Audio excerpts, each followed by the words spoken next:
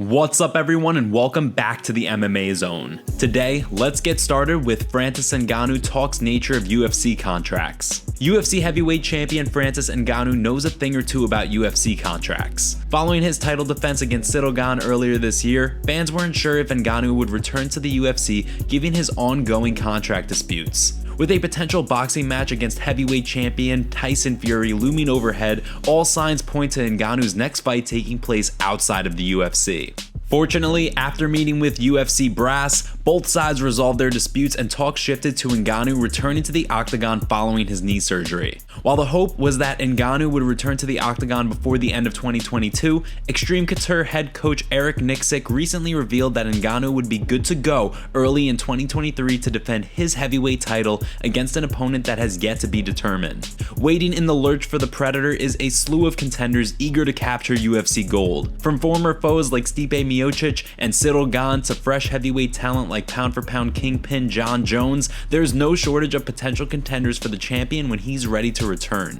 In the meantime, Ngannou has shed light on the structure of UFC contracts and what they mean for those under them. During a recent interview on SiriusXM, the champ spoke about the oppressive nature of the UFC's contracts, saying, I feel like over the time, UFC fighter, we are losing a lot of power. The company is getting big, getting stronger, and we have no power.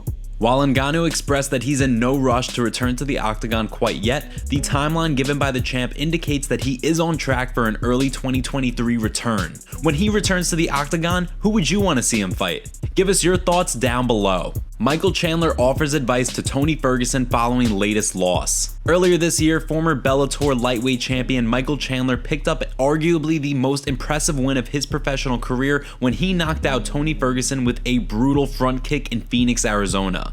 Following the win, many thought that Ferguson would retire given the fact that this was the first time he had ever been knocked out over the course of his UFC career. Despite that, it was revealed that Ferguson would be returning to the octagon at welterweight to fight the Leech in a highly anticipated, albeit difficult, welterweight return. After much controversy during the UFC 279 fight week, Ferguson stepped in for Khamzat Chimaev in the main event of UFC 279 opposite Nate Diaz. While Ferguson's team hoped the move to welterweight would spark a career resurgence, Ferguson simply has not looked like himself lately. Although he has found success with the leg kicks as the fight with Diaz went on, an ill-advised takedown from his corner in the 4th round spelled the end for the former Ultimate Fighter winner.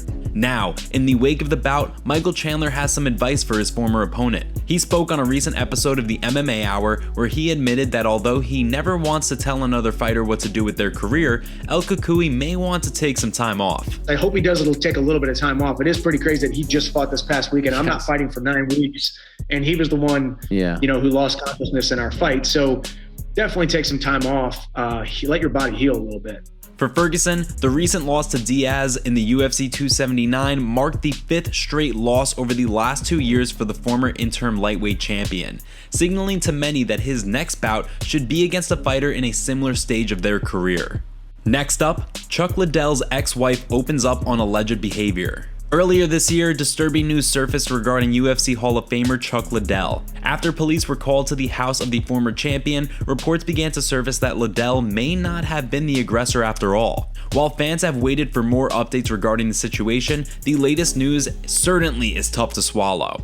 According to Liddell's ex-wife, the former UFC champion has been going through a significant rough patch following the UFC's acquisition by WME-IMG. In the wake of the multi-billion-dollar buyout, Liddell reportedly lost his UFC office job, which sparked a concerning series of incidents. During a custody hearing interview, Liddell's ex-wife spoke about increasingly violent tendencies, paranoia, and habitual drug use by the man we know as the Iceman.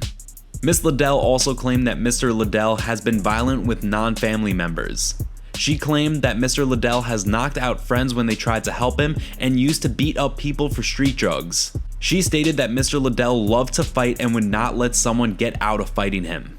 The statement is an incredibly troubling one to read in full. However, it is important to mention that these statements were made during a custody hearing and were not the result of a police investigation. With the pair set to appear for a hearing in November regarding their custody dispute, things could unfortunately get uglier before they get better.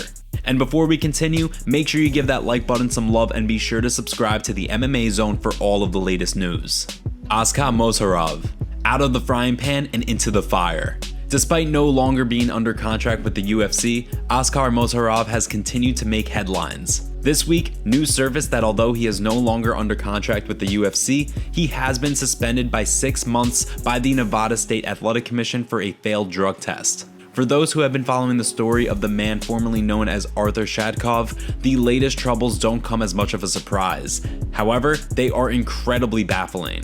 For those who haven't kept close tabs on the Ukrainian fighter's wild saga with the UFC, buckle up for this wild ride. Prior to his UFC debut earlier this year, Mozharov looked to be a promising prospect. In the week leading up to his fight, however, numerous reports came out indicating that his record was fraudulent, and he had in fact suffered far more losses than the UFC was led to believe. With reports coming out that revealed the Black Jaguar had gone so far as to legally change his name in order to avoid losses on his record, reporters began to dig in. What they uncovered was a record much closer to 18-13 rather than the originally presented 25-7 record. Given the wild saga, it didn't come as much of a surprise that the UFC released him following his one and only loss. Despite that, however, the former UFC fighter revealed his intentions earlier this year to make a return to the octagon next year. With a 6-month suspension from the Nevada State Athletic Commission, the odds certainly aren't in his favor to return to the octagon anytime soon.